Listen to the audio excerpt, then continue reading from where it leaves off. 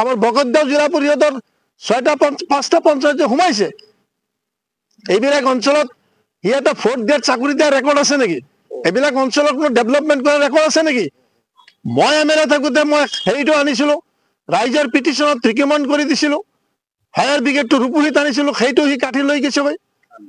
আমবাগানত মই ইয়াতে যিমান স্কিম আনিছিলোঁ তাত ৰখিবলৈ কোনো অৱদান আছে নেকি যদি মই 22টা ব্ৰিজ আনিছিলোঁ এই হস্পিটেলখন আনিছিলোঁ আজিৰ মুখ্যমন্ত্ৰী তেতিয়া স্বাস্থ্যমন্ত্ৰী তেখেতৰ কাৰণে তেখেতে আধাৰশিলা স্থাপন কৰিছিল কিন্তু ৰখিবলৈ তাতো বাধা দিছিলে যে ৰূপহীত মানে মডেল হস্পিটেল হ'ব নালাগে আজি ৰূপহী অঞ্চলৰ মানুহৰ কিমান অসুবিধা হৈছে আজি মই এমএলএ হ'ব পৰা নাই পিছত সেইটো বেলেগ কথা কিন্তু সেইদিনা মই ৰূপহী হস্পিটেলত গৈ যিটো দেখিছোঁ মই এজন পেচেণ্ট হিচাপে গৈছিলোঁ মানুহৰ যিটো সুবিধা হৈছে তেতিয়া যদি এই মডেল হস্পিটেলটো মই আনিব নোৱাৰিলেহেঁতেন হেমন্ত বিশ্ব শৰ্মা আধাৰশিলা স্থাপন নকৰেহেঁতেন ৰকিতো পিছে পিছে আহিছে সিওতো আধাৰশিলা স্থাপন কৰিছে সেইদিনা হেমন্ত বিশ্ব শৰ্মা প্ৰথম সেইদিনাই মোৰ ঘৰলৈ আহিছিল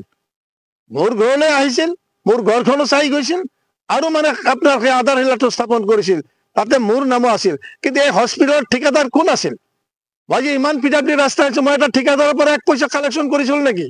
মই যে হস্পিটেল হৈছে ইমান কোটি টকা খৰচ কৰিছে মই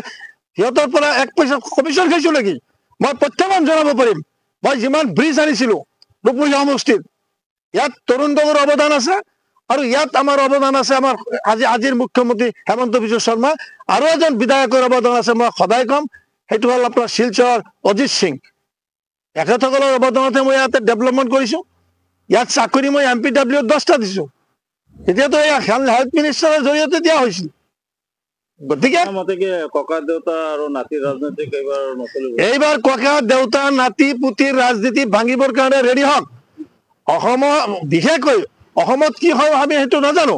কিন্তু চামাগুৰি বাহিনী ৰাইজক মই অনুৰোধ কৰিম আপোনালোকে কোনে AGP কৰে কোনো BJP কৰে কোনে কংগ্ৰেছ কৰে এইবিলাক মোৰ কনচাৰ্ণ নাই কোনে UDF কৰে কিন্তু আপোনালোকে এজন যোগ্য প্ৰাৰ্থীক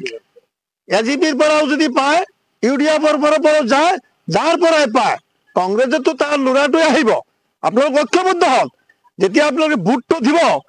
এক ৰাতিৰ ভিতৰত সিদ্ধান্ত কৰি এনেকুৱা কৰিব যে কংগ্ৰেছৰ প্ৰাৰ্থীজন যদি ৰকিবুলৰ ল'ৰাই হয় আৰু 3rd টাইম তাৰ হেৰি পুতি যাতে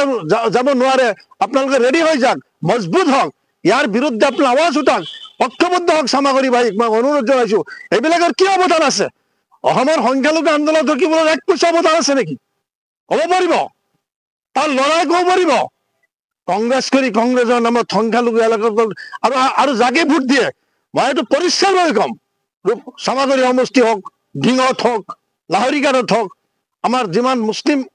সমষ্টি আছে আপোনালোকে মিয়া মুছলমানৰ ভোট মিয়া মুছলমানক মাৰিবলৈ চেষ্টা কৰক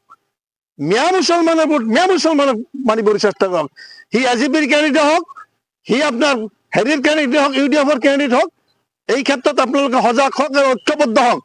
মইতো আছোৱেই মোৰ দলবল নাথাকিলে মই খেলিমেই মইতো সিদ্ধান্ত লৈছোঁ চামাগুৰি সমষ্টিৰ প্ৰত্যেকটো গলিয়ে 25খন গাঁও পঞ্চায়তৰ প্ৰত্যেকটো ৱাৰ্ডে মই যোৱা আৰম্ভ কৰিছোঁ আৰু মই ৰাইজক অনুৰোধ কৰিম যিজন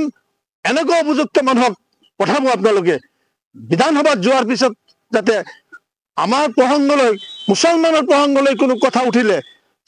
চকু ৰাখি যাতে জবাব দিব পাৰে তাৰ প্ৰতি উত্তৰ দিব পাৰে যিকোনো লেংগুৱেজত দিব পাৰে ইংৰাজীত হ'লে ইংৰাজীত দিব হিন্দীত হ'লে হিন্দীত দিব উৰ্দুত হ'লে উৰ্দুত দিব অসমীয়াত হ'লে অসমীয়া দিব গতিকে সদয় হওক মই চামাগুৰি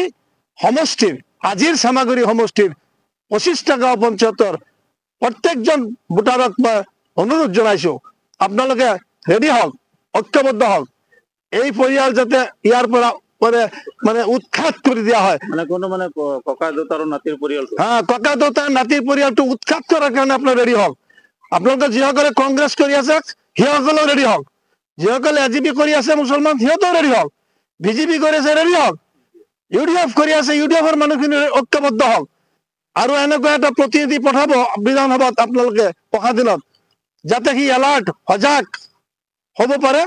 আৰু সকলো ক্ষেত্ৰত মাত মাতিব পৰা কেপাচিটি তাৰ থাকে তেনেকুৱা এটা জাগে পাই আপোনালোকে তাকেই ভোট দিব বুলি মই অনুৰোধ জনাইছোঁ।